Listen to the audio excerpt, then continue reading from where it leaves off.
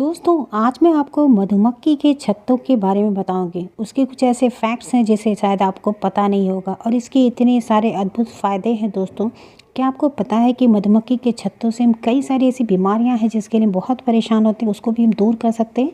दोस्तों शहद खाने के बारे में तो आपने सुना ही होगा कि शहद के कितने सारे फ़ायदे होते हैं, लेकिन क्या आप जानते हैं कि मधुमक्खी का छत्ता खाया भी जाता है? इसके फ़ायदों के बारे में क्या आपने सुना है? अगर नहीं सुना है दोस्तों, पूरा वीडियो ध्यान से देखिए, आपको बहुत ही इफ़ेक्टिव इन्फॉर्मेशन मिलेगा। मधुमक्खी का जो छत्ता होता है वो मोम से बना होता है।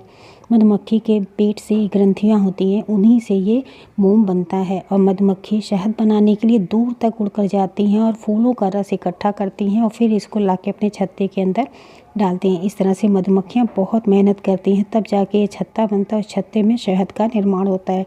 दोस्तों आप शहद के बारे में तो बहुत सारे अद्भुत फ़ायदे जानते हैं, कितनी सारी बीमारियां दूर कर सकते हैं। आज हम आपको बताएंगे कि इन जो छत्ते होते हैं, जब मधुमक्खियां इसमें नहीं रहती हैं तो उस छत्ते का हम किस तरह से प्रयोग कर सकते हैं। दोस्तों इसके बहुत सारे फ़ायदे हैं। चलिए मैं पहला फ़ायदा बताती हूँ। अगर आप गंजेपन से परेशान हैं, अगर बाल नहीं हैं, बहुत लोग ऐसे होते हैं जिनके बाल बिल्कुल निकल जाते हैं, गंजेपन के शिकार हो जाते हैं, उनके लिए बहुत ज़बरदस्त तरीका है दोस्तों। इसका तेल भी मैं आपको आगे वीडियो में बताऊँगी, नेक्स्ट वीडियो इसके लिए ज़रूर दूँगी अगर आपको इसकी ज़रूरत होगी। तो कैसे आप इसका तेल बना सकते हैं वो आप बहुत ध्यान से सुनिए। आपको लेना है गुड़हल की पत्तियाँ, जो गुड़हल की पत्तियाँ होती हैं आप उसको ले लीजिए 1 मुट्ठी के बराबर।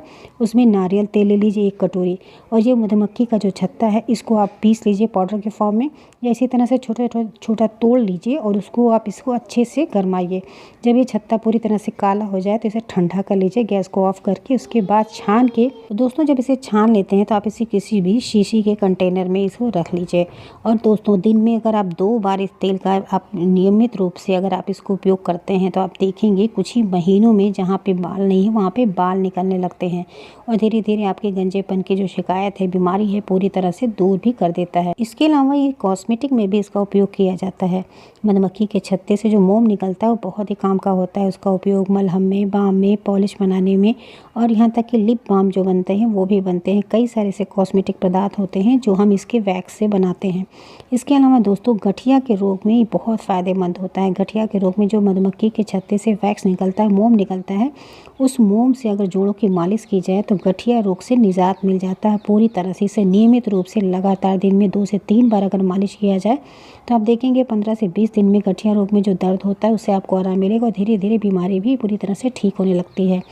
इसके अलावा दोस्तों ये जो हम जैसे मैंने बताया ना, ये जो वैक्स है इसको अगर आप नारियल के तेल में या फिर कोको बटर के साथ अगर इसको आप लगाते हैं तो ये लिप बाम की तरह भी काम करता है। जाड़े के सीज़न में, विंटर के सीज़न में होंठ फटने की शिकायत होती है, अगर होंठों पे इसको नियमित रूप से लगाया जाए तो होंठ भी बिल्कुल गुलाबी होता है और उससे फटने की शिकायत भी पूरी तरह से दूर होती है।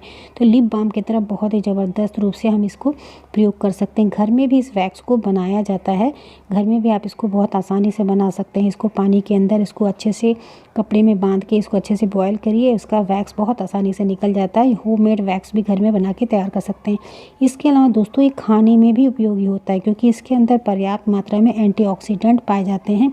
इसको खाने से या चबाने से इम्यून सिस्टम इम्प्रूव होता है, यानी रोग प्रतिरोधक जो क्षमता होती है शरीर की वो भी बढ़ती है। शरीर के मुक्त कणों का भी ये खात्मा करता है। शरीर के अंदर जो हमारे एंटीऑक्सीडेंट की कमी की वजह से मुक्त कण होते हैं उनको भी ये ख़त्म करता है और शरीर के अंदर के टिश्यूज़ जो डैमेज होते हैं उनको भी रिपेयर करने का काम करता है। तो इसे थोड़ा से छत्ते को लेकर तोड़ के इसको अगर चबाया जाए तो शरीर के अंदर की इम्यूनिटी पावर बढ़ती है, यानी रोगों से लड़ने की क्षमता भी बढ़ती है। तो ये बहुत ही बढ़िया सा एंटीऑक्सीडेंट है जिसे आप नेचुरल रूप से इसे यूज़ कर सकते हैं। इसके शहद को तो आप यूज़ करते हैं, एक बार इस छत्ते को भी यूज़ करके देखिए।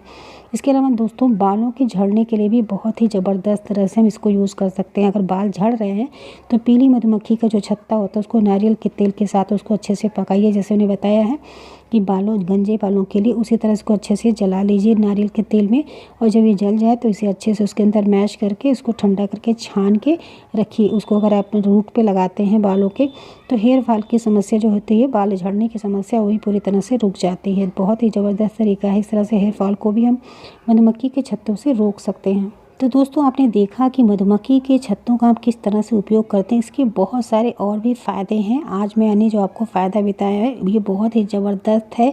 इसको अगर आप ये करेंगे तो आपको इसको 100% इससे रिज़ल्ट मिलेगा। अगर आपको मधुमक्खी का छत्ता कहीं ऐसे पड़ा हुआ मिले तो आप इसे अपने घर ज़रूर उठा के लेके आइए।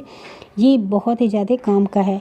दोस्तों आज की इन्फॉर्मेशन कैसी लगी कमेंट सेक्शन में ज़रूर बताइएगा। वीडियो पसंद आई है तो इसे दोस्तों के साथ भी शेयर करिए और चैनल पे नए हैं तो चैनल को सब्सक्राइब जरूर करिए, जिससे आपको लेटेस्ट वीडियो जब भी आए तो उसको आपको तुरंत ही नोटिफिकेशन मिल जाए। उसके लिए ऑल ऑप्शन पे क्लिक करें।